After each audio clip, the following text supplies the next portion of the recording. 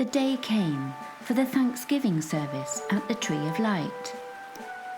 King Gaeldor and his high elven court assembled in the Vale of Memory. The mountainside was filled with fae folk who had ventured up to the castle to pay homage and give thanks for their princess's safe return.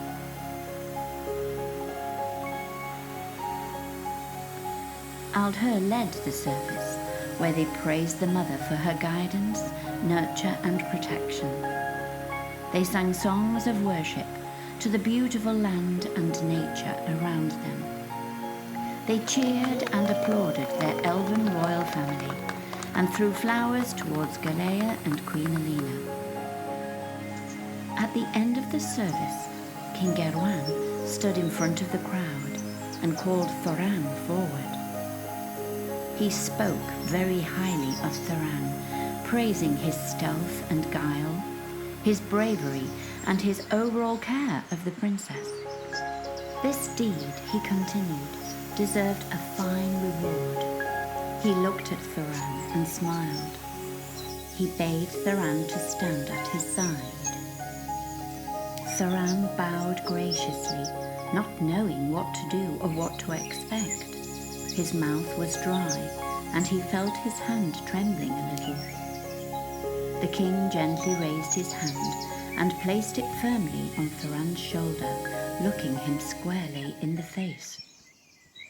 "Thoran Morning Dew," he began in a serious voice, "I hereby name you Lord of the Forest." The crowd gasped. There had not been a Lord of the Forest for many centuries. With this title, you will have the castle on the edge of the fantasy forest as your own domain, where you will oversee and guide all the fae citizens of the forest, the woodland elves, pixies and fairies, overseeing their well-being and maintaining the harmony of the forest. Thoran looked around him in disbelief. He began to utter a reply, but the king put up his hand to stop him, saying that this was the least he could do. His daughter's life was the most precious thing, but not only this, but his actions had averted a battle with the goblins, and also that the precious Book of Light remained safely in their keeping. The king then placed a bronze circlet decorated with crafted leaves and green stones on Thoran's head. The crowd applauded and cheered, and Galea had tears in her eyes.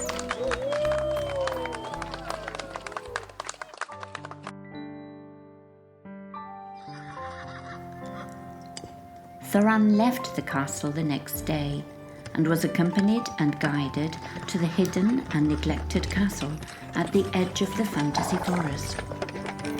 He had been sent with everything he would need that was appropriate for his new title: possessions, clothing, furniture, horses. The king had also sent a large team of craftsmen and stonemasons with the company, who were to begin restoring the stone and wooden castle for Thoran. Thoran had mixed emotions. He was not particularly an ambitious elf. He had been happy and content with his life in the forest. But it was only after meeting Galea had he become a dreamer. Could the mother have forged a future for him, where it was possible for them to be together? He could not see how this was possible, but he could always wish for it. He knew that he wanted to serve the citizens of the forest well and would happily take on this new role.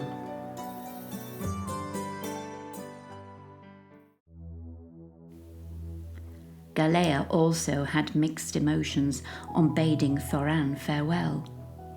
They looked at each other longingly, their eyes full of unspoken words and feelings. Since his departure, she had immersed herself in the High Library, her favourite place in all the castle. She lost herself in the history books, trying to learn more about the Dragonborn in preparation for her imminent visit. Her brother Gaeldor had returned from Ormond with many details. When she had asked her brother about what he thought of Prince Voldar, he didn't reply immediately, but Galea could read the answer on his face, and her heart sank. In the library, Galea took out the Book of Light. This had been the reason for her capture. She remembered back to her childhood during the last long night, when the book had come alive with magical energy and particles of light that had transformed the fantasy forest into a magical, colourful haven of protection for the creatures of the forest, and had protected them against dark forces. The book was now no longer glowing with light and energy. Galea couldn't find it written anywhere in the histories where this book had originated, but it had always been a treasure to the High Elves. Aldher had told her that it was more than 2,000 years old. No one knew of its origins, where it had come from, and who had written it, and the strange symbols inside its pages, and the unfamiliar constellation of stars on its cover by the magical waning moon were all a mystery. Galea turned its pages. She marvelled at the ancient script. Being a highly intelligent elf, she had learned many elven languages, and she could decipher some of the manuscript, but many of the magical symbols were unknown to her. She wondered what the image on the cover could mean. She studied the book for clues. She found a chapter that included images of the same star constellation that was on the cover of the book. She could decipher several mentions of a glowing orb of the heavens, and something about the long night. She asked Aldher for his opinion. Aldher was an aged druid priest, but not nearly so old as the elves. He was semi-mortal and had schooled King Gerwan's offspring since they were elven children. Aldher had been trained at the Tower of Einar in the human realm of Ethigern from being a young boy. The strange symbols in the Book of Light he recognized as being part of an ancient text he had once seen many moons ago in his childhood. He recalled the old mage, Jaedra, who was also a semi-mortal, but had strong elven blood. She was an ancient scholar of the stars and heavens, and must be of a great age now.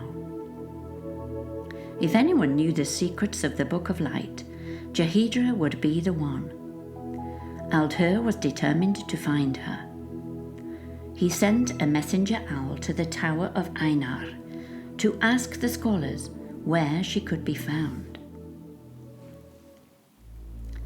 Meanwhile, at the Council of the High Elves, King Gerwan was told of a strange rumbling earthquake that had been felt in the fantasy forest the night before. This was a very unusual occurrence. Indeed, the castle had heard some low rumblings, but had thought it just a distant storm. They agreed to send a messenger owl to the woodland elves to see if all was well. At the meeting, they also discussed the imminent bonding of Princess Galea to Prince Voldar, and agreed that Princess Galea should make her journey into Ormond as soon as she was well enough. Her father did not want to rush this after her ordeal. He was unsettled to her leaving them again so soon. He was also concerned for her happiness after speaking with Prince Gaeldor on his return from Ormond. The meeting then turned to the subject of Lord Org. Although he hadn't been seen, there was a woeful feeling amongst all the elves that trouble was looming. After the kidnapping and what the spinny fairies had told Aldher, if Org was indeed back in the area, then this certainly meant trouble. King Gawain brought up the subject of the Orb of Power and how they should check if it was still in the safe hands of the Merfolk. They couldn't possibly risk it ever getting back into the dark hands of Org. They decided to send Prince Gaeldor to the Skargaran Sea, as he had developed good relations with the Merfolk in the past.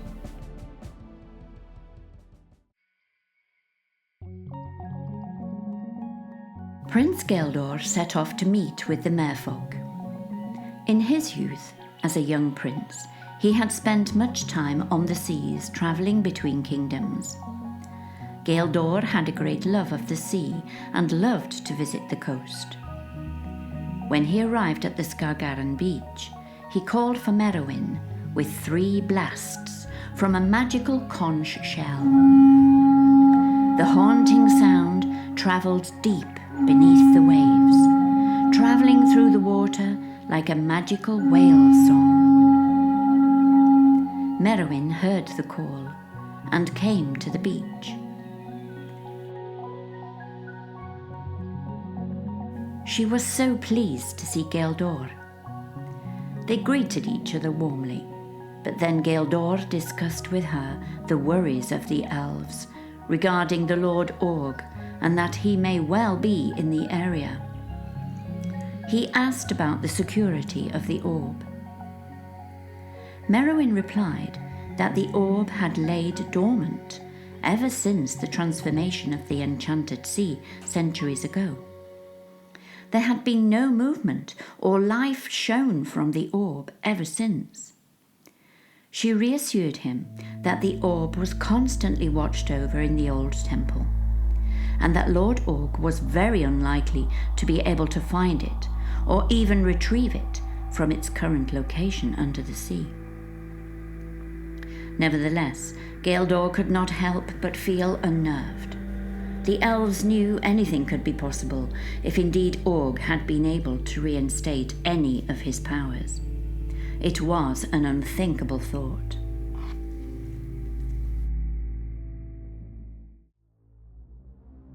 Org had indeed found his way to the enchanted Skargaran Sea in Eryndeil. He had chartered an elven sailboat to take him out onto the sea.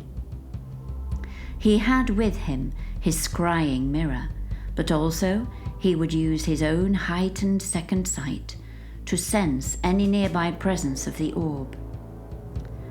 The sea was indeed magical, with beautiful heightened colours. He sensed this was the work of the orb's magic. He knew he was close. In the distance he heard a sound that caught his attention. A magical sound. 3 long blasts. The sound reverberated and echoed over the waves. He called to the captain for a spyglass and held it to his eye. He looked into the direction of the sound, towards the shore, and saw a distant faint figure on the shore with a white horse. After a while, he saw a splashing in the water and saw a mermaid's tail break the surface of the sea. She was swimming quickly towards the shore. From his position on the boat in the bay, he could see the mermaid beach herself by the tall figure. He caught his breath as he recognized the mermaid as the one he'd seen in his scrying mirror.